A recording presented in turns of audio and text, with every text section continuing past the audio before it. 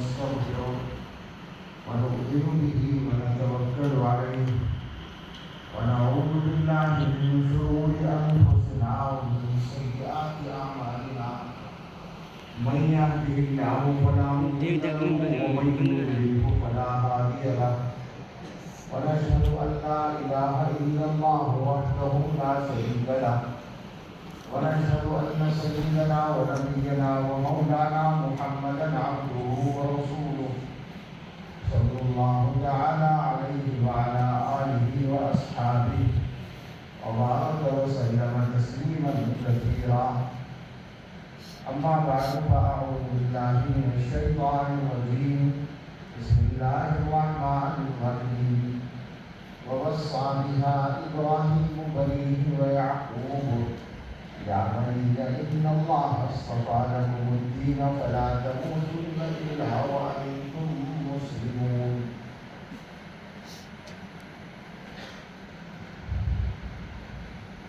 صدق الله العظيم.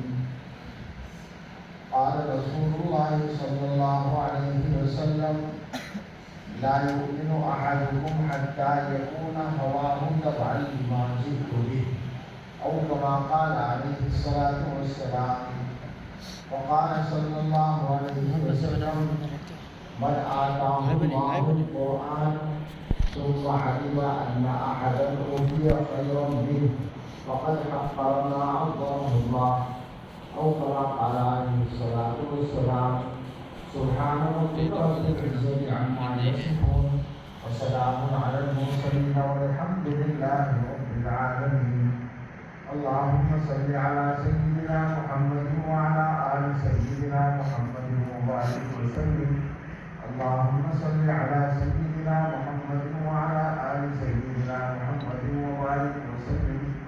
اللهم صل على سيدنا محمد وعلى آل سيدنا محمد وبارك وسلم.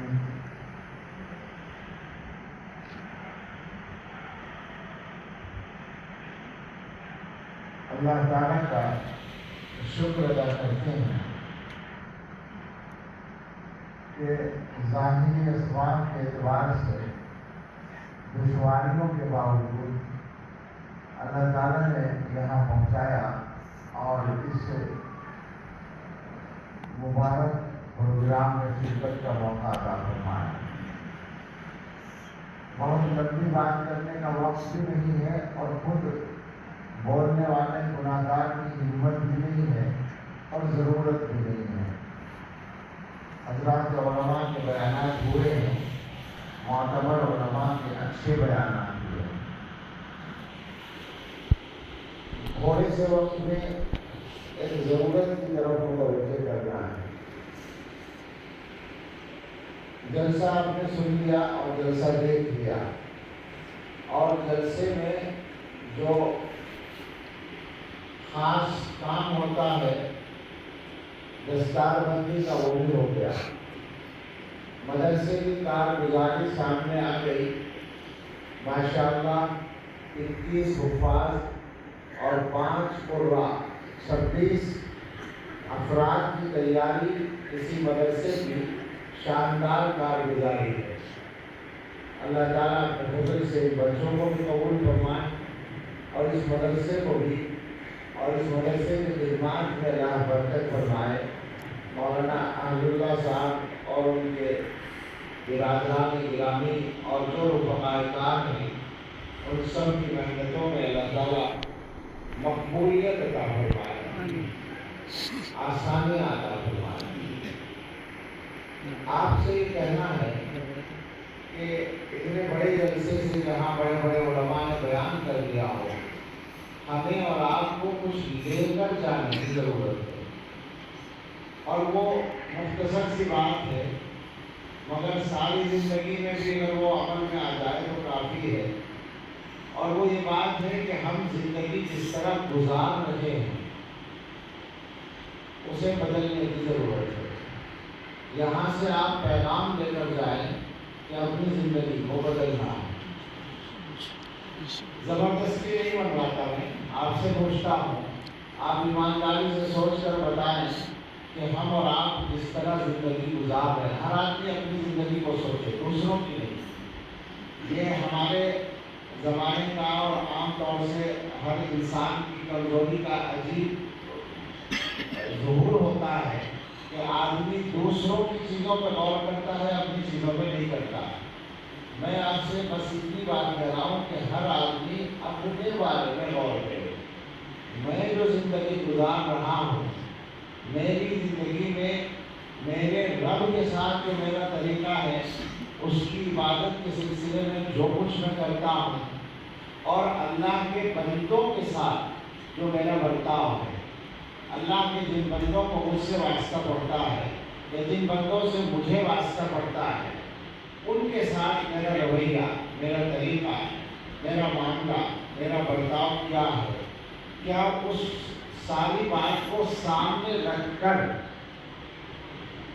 مطمئن ہیں آپ کہ اگر اب بلاوا آ جائے اللہ تعالیٰ کی طرف سے، بلاوا تو کبھی بھی آ سکتا ہے، تو کیا اندازہ ہے کہ ہماری زندگی ایسی گزر رہی ہے کہ ہمیں جیسے ہی ہم پہنچے اللہ تعالیٰ خوش ہو جائیں گے اور استقبال کریں گے کہ میرا بہت اچھا بندہ آ گیا؟ اس کو سوچیں ذرا، ہر آدمی اپنے بارے میں سوچیں، کیا واقعی ایسی زندگی ہو گئی ہے؟ اللہ تعالیٰ کی ایسی پسندیدہ زندگی ہو گئی ہے؟ ہو گئی ہے تو بہت مبارکباد، اور یقیناً اس امت میں کچھ لوگ ضرور ایسے ہوتے ہیں، ہر زمانے میں آج بھی ہیں، جن کی زندگی ایسی بن گئی، مگر ہم لوگ شاید یہ کہنے کی پوزیشن میں نہیں ہیں۔ ہماری زندگی ایسی نہیں ہے کہ اگر اللہ کی طرف سے بلاوا آ جائے تو ہم سے اللہ تعالیٰ 100% راضی ہو، ہمیں اللہ تعالیٰ خوش ہو کر ملے، ایسی ہماری زندگی نہیں ہے۔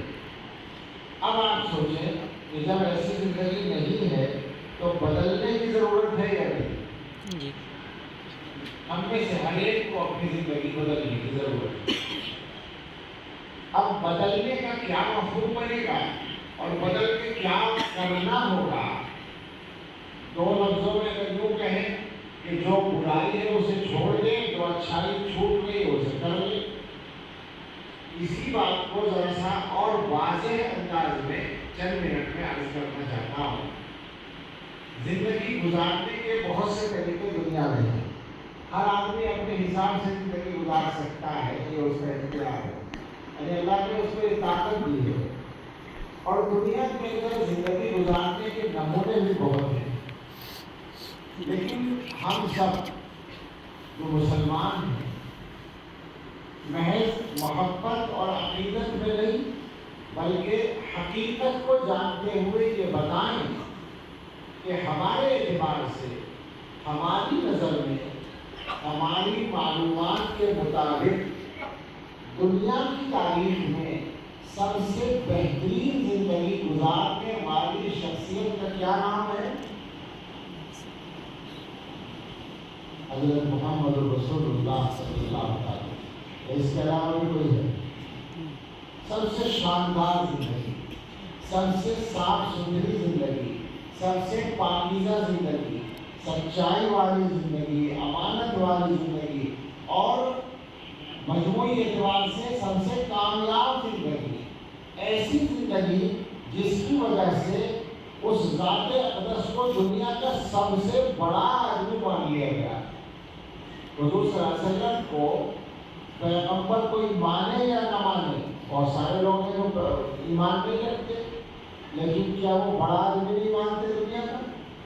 مجبور ہے، یہ ضرور مانتے ہیں کہ دنیا کا سب سے بڑا آدمی جو گزرا ہے اس کا نام ہے حضرت محمد رسول اللہ صلی اللہ علیہ وسلم۔ تو سوچیں ذرا، جو اس شخصیت کو دنیا والوں نے ایمان کے بغیر بھی سب سے بڑا مانا، اس کی زندگی گزارنے کا جو طریقہ ہے تو کامیابی کا طریقہ تھوڑی ہو سکتا ہے۔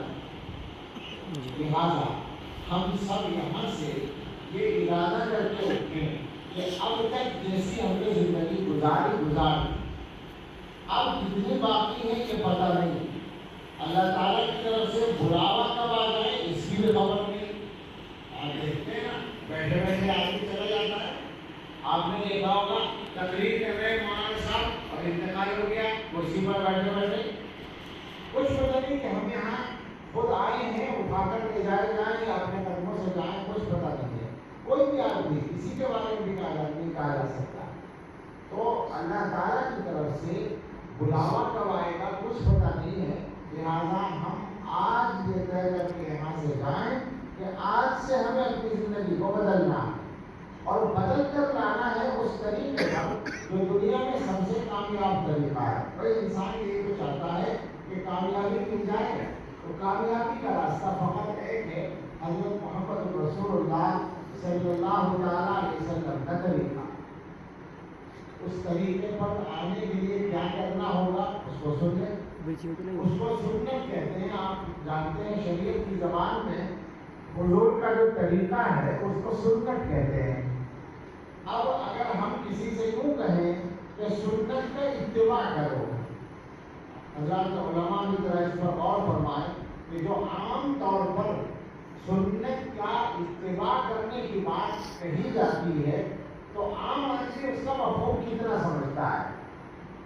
عام طور پر یہ سمجھا جاتا ہے کہ اگر کسی آدمی نے کرتا پاجامہ پہن لیا، ٹوپی اوڑھ لی، داڑھی رکھ لی اور صاحب نماز تھوڑی بہت ٹھیک ٹھاک پڑھنے لگا، کھانا وانا سنت کے مطابق کھانے لگا، کچھ تھوڑا سا چلنے میں سنت کے مطابق چلنے لگا، اس طرح کے چند کام اگر کسی آدمی نے سنت کے مطابق کر لیے تو ہم یہ سمجھتے ہیں کہ یہ آدمی بڑا متبع سنت ہے.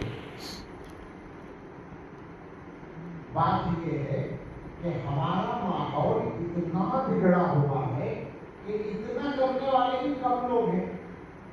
یہ بیٹھے ہیں داڑھیوں والے، ٹوپیوں والے، کرتے پاجامے والے، ان کا آبادی میں کتنا شمار ہے، کتنا تناسب ہے، بہت تھوڑی تعداد ہے.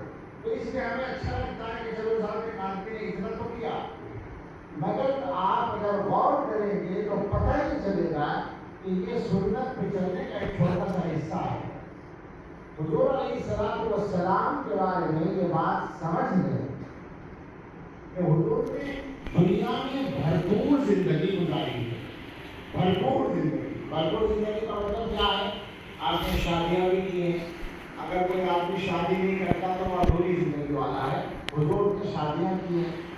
آپ صلی اللہ علیہ وسلم نے کاروبار کیا ہے. آپ صلی اللہ علیہ وسلم نے حکومت کی ہے.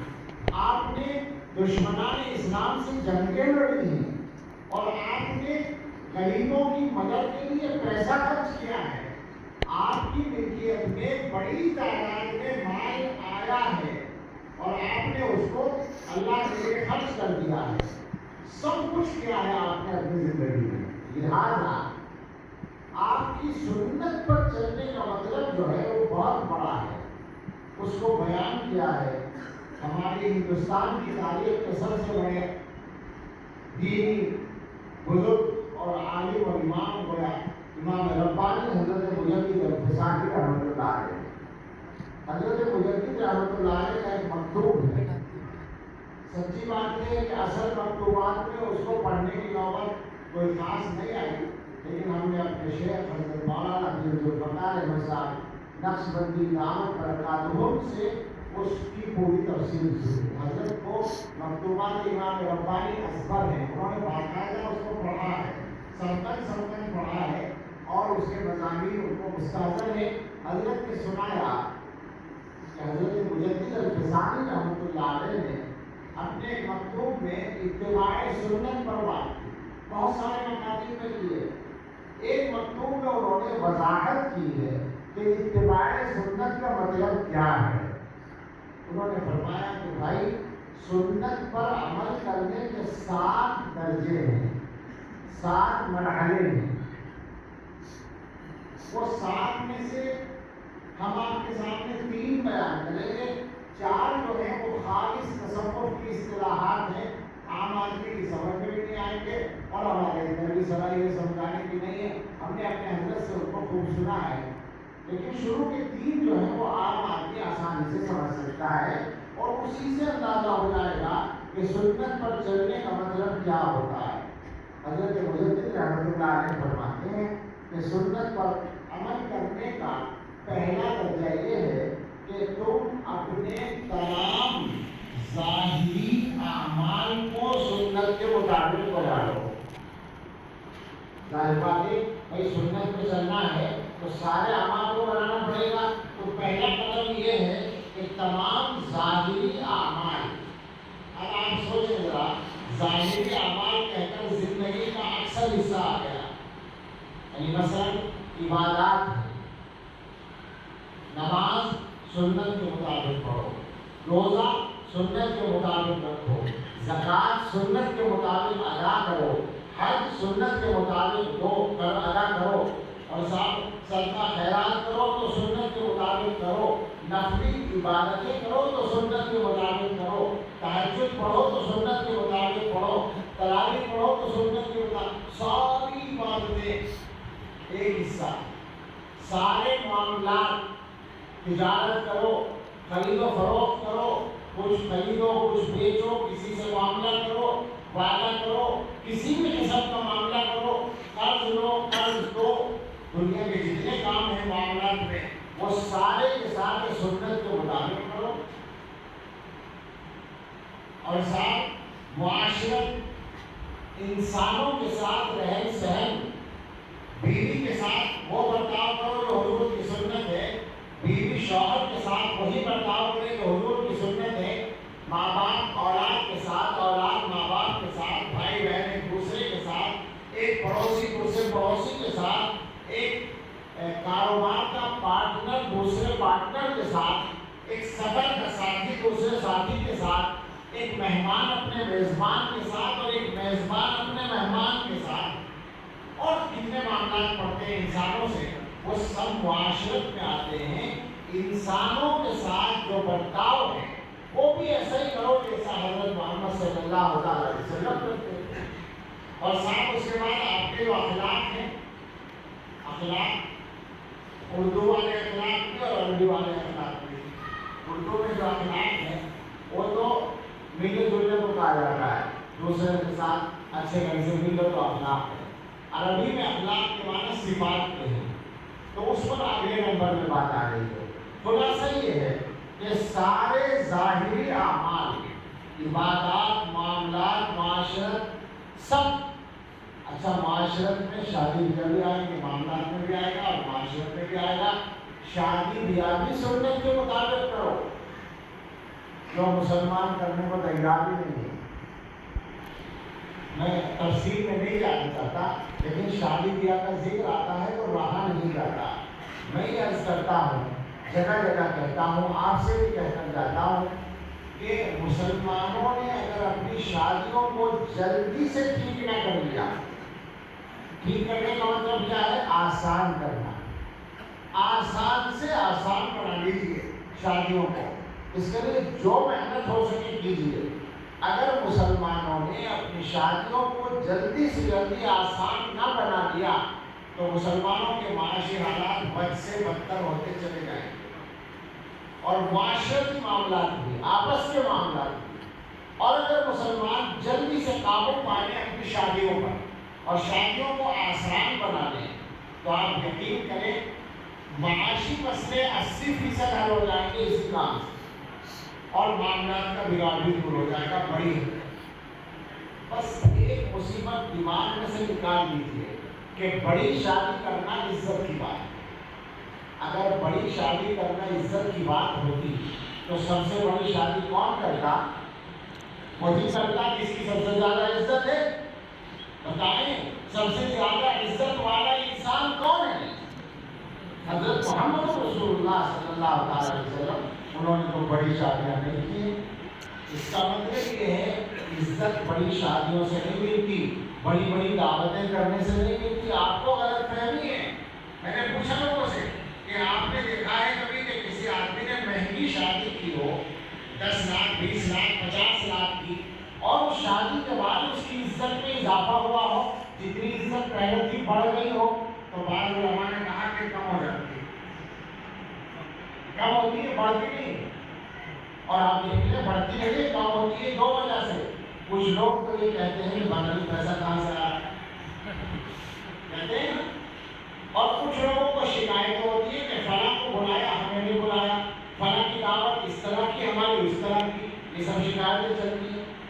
بڑی شادی کرنے سے عزت نہیں ملتی ہے، یقین کریں. اور کیسے مل سکتی ہے؟ عزت تو واحد راستہ ہے عزت پانے کا، حضرت محمد صلی اللہ علیہ وسلم کا دیتا ہے۔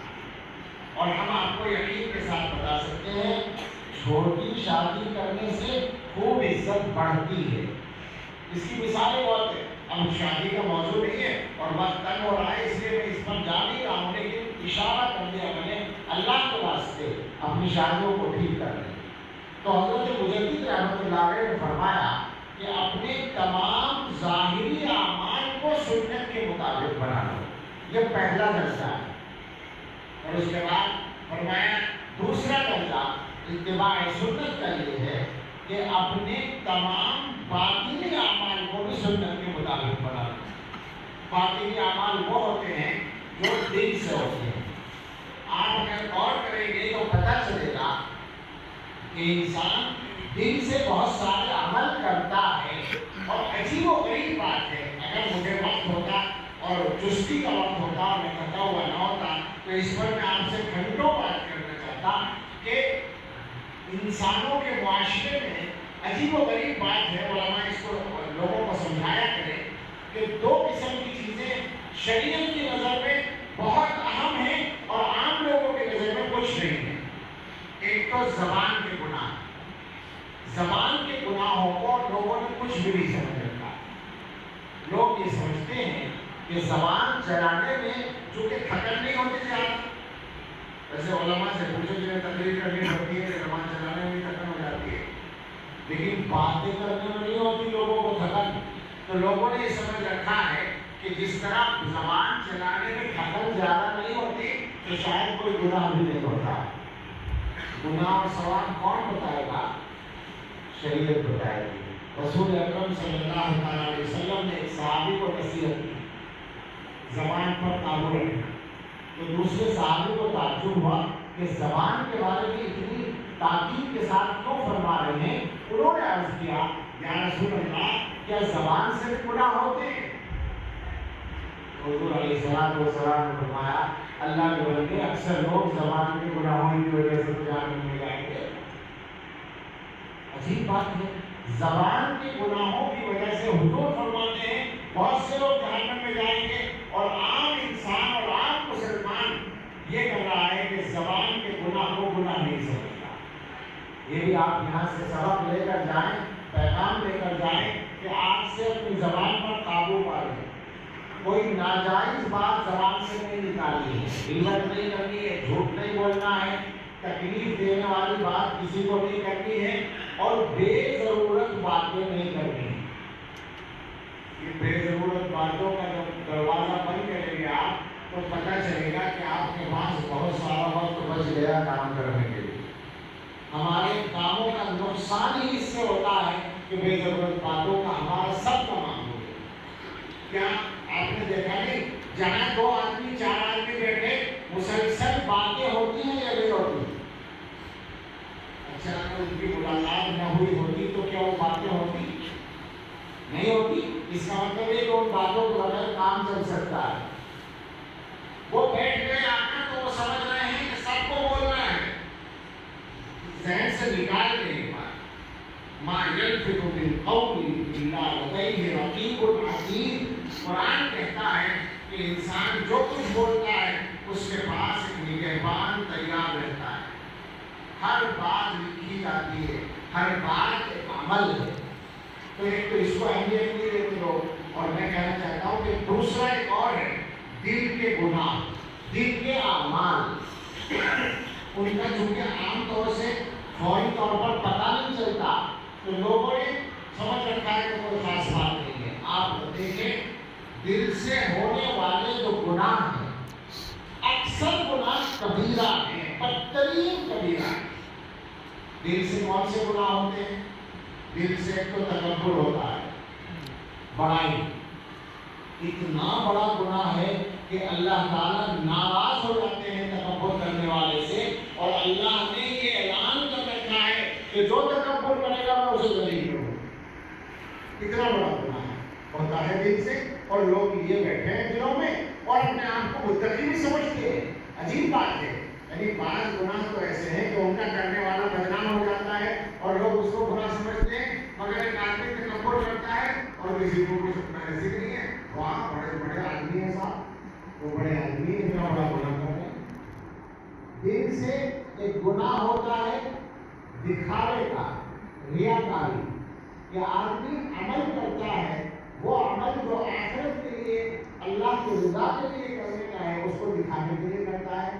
اتنا بڑا گناہ ہے کہ اس کو شرک خفی کہا گیا ہے، چھپا ہوا شرک۔ دل سے حسد ہوتا ہے، اکثر لوگوں نے دلوں میں حسد پال رکھا ہے، اچھے لوگوں نے، میں کھول کر نہیں کہنا چاہتا، لیکن جو کھول نہیں رہا ہوں اس کو جانتے ہیں، سمجھ رہے ہیں جو جن کے بارے میں کہہ رہا ہوں۔ اکثر لوگوں کا حال یہ ہے کہ حسد چھپا ہوا ہے دلوں میں، عجیب بات ہے، اور گناہ اتنا بڑا ہے کہ حدیث میں آیا کہ حسد نیکیوں کو اس طرح کھاتا ہے جیسے لکڑی کو آگ کھاتی ہے۔ الحسد یأکل الحسنات کما تأکل النار الحطب۔ تو آپ دیکھیں دل سے کتنے بڑے بڑے گناہ ہوتے ہیں۔ حضرت مجدد رحمۃ اللہ علیہ نے فرمایا اپنے تمام باطنی اعمال کو سنت کے مطابق بنا لو، دل سے بڑائی نکال دو، تواضع اختیار کرو، دکھاوا نکال دو، اخلاص نیت رکھو، حسد نکال دو، خیرخواہی رکھو، کینہ نکال دو، محبت رکھو، دشمنی نکال دو، خیرخواہی دوسروں کے ساتھ کرو، یہ وہ کام ہوں گے جو سنت کے مطابق۔ اور آخر میں فرمایا تیسرا مرحلہ یہ ہے کہ اپنے تمام اعمال کی کیفیات بھی سنت کے مطابق بنا ہو، یعنی جو عمل جس کیفیت کے ساتھ حضرت محمد صلی اللہ علیہ وسلم کرتے تھے اس کیفیت کے ساتھ تم کرو۔ اب آپ غور کریں ہم لوگوں نے اس میں سے کتنا کر رکھا ہے، کتنا چھوڑ رکھا ہے۔ کیا یہ بات ہمارے سمجھنے کی نہیں ہے کہ ہمارے زمانے میں ہم ذلت کی جس انتہا پر پہنچے ہوئے ہیں، یہ لفظ بولنا اچھا نہیں لگتا مگر ایمانداری سے سوچیں گے تو سمجھ میں آئے گا کہ بالکل سچ ہے۔ یہ ساری دنیا کے مسلمان آپس میں ایک دوسرے کو چاہے تو کہہ لیں، ابھی آپ نے ہمارا استقبال کیا، ہمیں تو بہت شرم آتی ہے اور اندر سے تکلیف ہوتی ہے، اپنا نقصان ہوتا ہے، لیکن محبت کرنے والے ایسا کرتے ہیں۔ اور مجھے بتائیں کہ آپ نے استقبال کر لیا، دنیا میں کیا ہمارا وزن بڑھ گیا؟ سارے مسلمان مل کر کیا وزن رکھتے ہیں اس زمانے میں؟ رسول اکرم صلی اللہ علیہ وسلم نے جو فرمایا تھا وہ ہر بات سچا ہے۔ حضور نے فرمایا تھا کہ تمہاری حیثیت سیلاب کے پانی پر، رو کے پانی پر بہنے والے جھاگ اور کوڑے کرکٹ جیسی ہوگی۔ دن کے کوڑا پانی کے اوپر بہتا ہے نا، پانی ادھر جا رہا ہو تو دن کے ادھر آ سکتے ہیں؟ سوچیں، نہیں آ سکتے نا۔ مسلمان ایسے ہی ہے، دنیا جس رخ پر جا رہی ہے اور جس رخ پر لے جا رہی ہے سب کو، مسلمانوں کو بھی، مسلمانوں میں دم نہیں ہے کہ اس سے الٹا چل سکے، یہ حیثیت ہے مسلمانوں کی۔ غور کریں ذلت کی جس انتہا پر پہنچے ہوئے ہیں، کیا اس کی وجہ یہ نہیں ہوگی کہ ہم نے عزت کا راستہ ہی چھوڑ رکھا ہے؟ عزت کا راستہ تو ہے حضرت محمد رسول اللہ صلی اللہ علیہ وسلم کا راستہ۔ اب ایک بات اس بارے میں اور کہوں، ہو سکتا ہے بعض جوان یہ سوچیں کہ شادی تو بڑا مشکل کام ہے کہ ساری چیزوں میں سنت کے مطابق چلے۔ آتا ہے نا ذہن میں کہ ہر چیز سنت کے مطابق ہے تو بہت مشکل کام ہے۔ اچھا سنت کے خلاف کرنا کچھ آسان کام ہے؟ مجھے بتایا نا بھائی، میں مثال کے طور پر کہتا ہوں ذرا علماء محظوظ ہو گے، داڑھی رکھنا سنت ہے، یہ تو بھاری ہے، اور روزانہ داڑھی چھیننا آسان کام ہے۔ بتاؤ مجھے، کرتا پاجامہ پہننا یہ سنت کے مطابق ہے، پینٹ پہننا آسان کام ہے، کرتا مشکل کام ہے؟ جی، نماز سنت کے مطابق پڑھنا مشکل ہے، سنت کے خلاف پڑھنا آسان ہے؟ کوئی بات ہے بڑا سوچیں ذرا، کوئی بھی کام آپ کرتے ہیں تو کسی نہ کسی طریقے پر تو کرتے ہیں، اس طریقے کو چھوڑ کر سنت والا طریقہ اختیار کرو، پریشانی کیا ہوگی؟ مگر صرف سوچنے کا انداز بدلا ہوا ہے، آخرت کی فکر نہیں ہے۔ معاف کیجیے گا مسلمان اس زمانے میں جس غفلت کا شکار ہے اس جیسی غفلت مجھے نہیں لگتا کہ تاریخ میں اتنی عالمگیر پیمانے پر ہوئی. کچھ حصوں میں ہوئی تو سوال ہے، کچھ حصوں میں ہوئی، میں ویسے نہیں کہہ رہا ہوں دنیا کا بات کہتا ہوں، کچھ حصوں میں غفلت آئی تو زوال آیا، مگر ساری دنیا میں مسلمان اتنے غافل ہو گئے جیسے اس زمانے میں میری معلومات نہیں ہے کہ تاریخ میں ایسا کبھی ہوا ہو. اور برا بدلنے کی ضرورت ہے اپنے آپ کو. تو ایک بات یہ عرض کرنی تھی کہ یہاں سے آج یہ پیغام لے کر جائیں کہ اپنے آپ کو بدلنا ہے اور بدل کر لانا ہے حضرت محمد رسول اللہ صلی اللہ علیہ وسلم کی سنت. اور دوسری بات مختصر یہ جو پہلے بھی علماء نے کہی ہے، خلاصہ اس کا یہ ہے کہ ہمارے زمانے میں دنیا والوں کی طرف سے، بلکہ آسان لفظوں میں کہیں شیطان کے نمائندوں کی طرف سے، شیطان کے کارندوں کی طرف سے مسلمانوں کے لیے جو سب سے بڑا چیلنج کھڑا ہے وہ ایمان کا ہے. ایمان کے لیے خطرے کھڑے ہیں اور ایمان خطرے میں پڑا ہوا ہے، ایمان چھن رہا ہے، ایمان جا رہا ہے. میں کوئی تعداد نہیں بتا رہا، مجھے بھی معلوم کتنی تعداد ہے، مگر یہ ضرور معلوم ہے کہ ہے ایک تعداد، چاہے وہ تھوڑی ہو. تھوڑی ہو سے کیا فرق پڑتا ہے؟ اگر دنیا میں کوئی ایک مسلمان کی ایمان چھوڑتا ہے تو سارے مسلمانوں کے لیے شرم کی بات. اور اس وقت ایک نہیں چھوڑ رہا ہے، زیادہ ہے، تعداد سینکڑوں میں نہیں ہزاروں میں ہے، اور دنیا بھر میں ہے، ہمارے ملک میں بھی ہے. تو ہم سب کو بہت زیادہ ہوشیار ہو جانا چاہیے اپنے اور اپنے بچوں کے ایمان کی حفاظت کے لیے. اللہ تعالیٰ نے ہر مسلمان کی ڈیوٹی لگائی ہے کہ اپنے آپ کو اور گھر والوں کو جہنم سے بچانا ہے. یہ کام روزانہ کرنے کا ہے، روزانہ فکر کرنی ہے.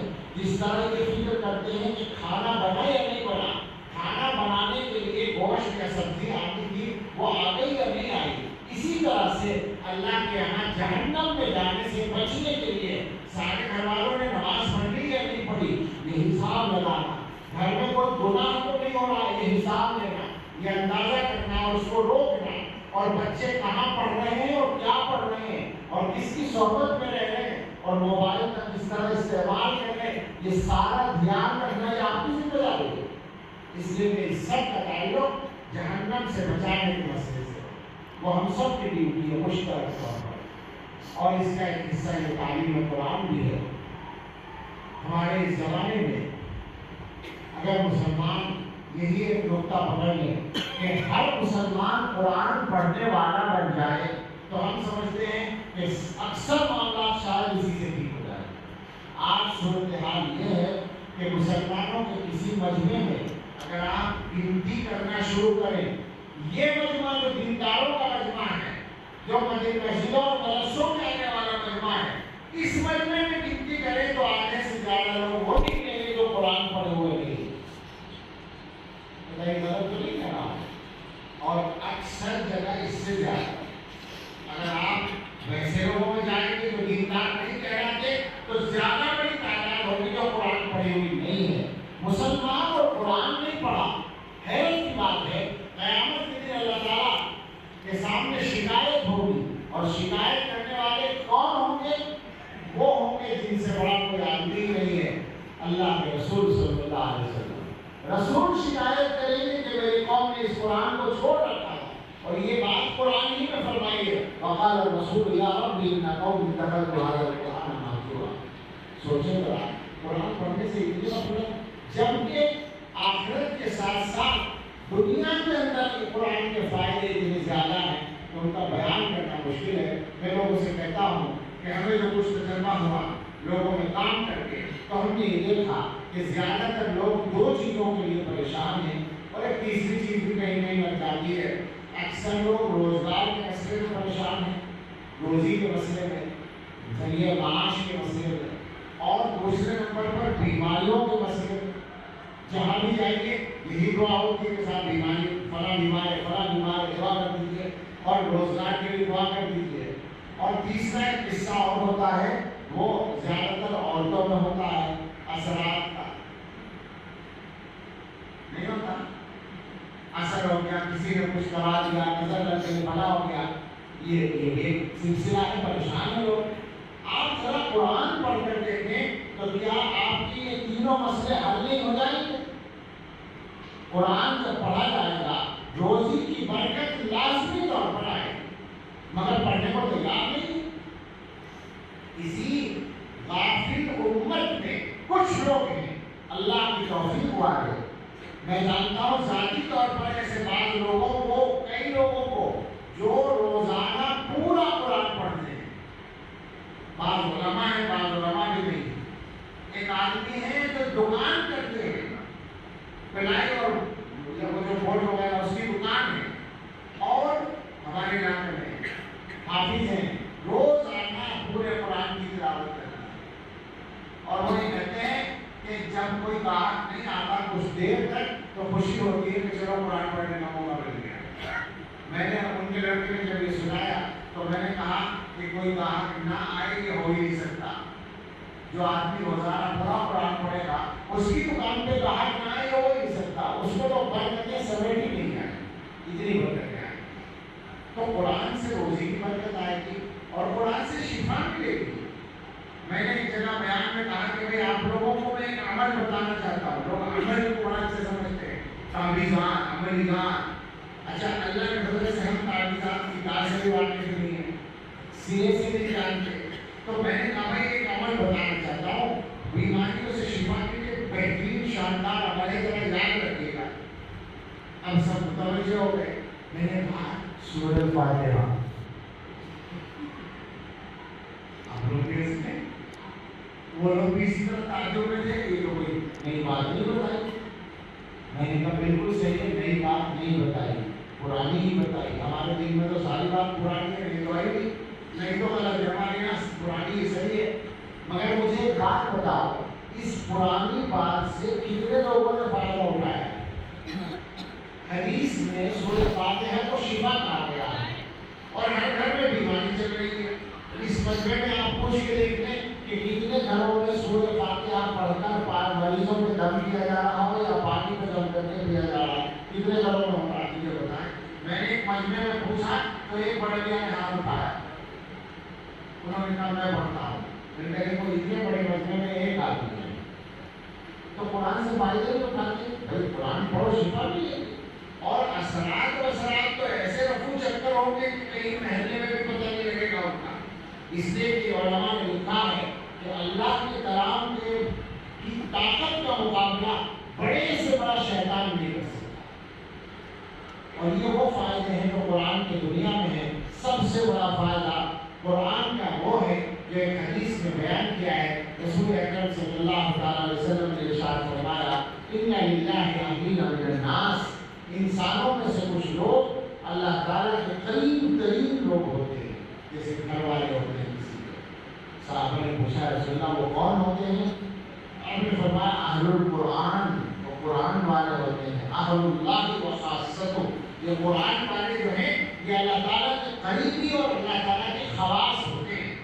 آپ سوچیں جو مسلمان قرآن پڑھ کے، قرآن کو سمجھ کے، قرآن پر عمل کر کے اللہ تعالیٰ کے قریبی بن جائیں گے، دنیا کی طاقتوں پہ کیا بھی آ سکے گی؟ ہم خواہ پریشان ہیں، ہمارے پاس اصل طاقت موجود ہے۔ تو خلاصہ یہ ہے کہ میری بات کا دو باتیں ہیں، عملی زندگی میں رسول اللہ صلی اللہ علیہ وسلم کی سنتوں پر لے آئیے اپنے آپ کو، اور قرآن سے اپنا تعلق مضبوط کر لیجیے، انشاءاللہ دنیا کے مسئلے حل ہوگا اور آخرت کے بھی۔ اللہ رب العزت اپنا فضل فرمائے، اللہ ہم سب کی غفلتوں کو دور فرمائے۔ جو مجھے حافظ قرآن ہوئے ہیں ان سے بھی ایک گزارش ہے، حدیث پڑھی ہوئی میں نے، اس کو سن کے اور یاد رکھیں۔ حضور فرماتے ہیں صلی اللہ علیہ وسلم کہ جس شخص کو اللہ تعالیٰ قرآن عطا فرما دے اور پھر وہ یہ سمجھے کہ کسی کو اس سے اچھی چیز ملی ہے دنیا میں، قرآن ملنے کے بعد قرآن والے نے یہ سمجھا کہ فلاں کو اللہ نے بڑا گھر دیا، فلاں کو اللہ نے بڑا کاروبار دیا، فلاں کو اللہ نے بڑا عہدہ دیا، تو ہم سے اچھی چیز اس کو دی، فقد حق ما عظمہ اللہ۔ اگر تم نے یہ سمجھا تو تم نے اللہ کے کلام کی توہین کی۔ اللہ کے کلام ملنے کے بعد یہ عقیدہ رکھنا ہے کہ اللہ نے اپنی سب سے بڑی نعمت ہمیں عطا کر دی ہے، اس کی ہمیں قدر کرنی ہے۔ اللہ تعالیٰ آپ کو توفیق دے اور ہم سب کو بھی آمین۔ آخر دعوانا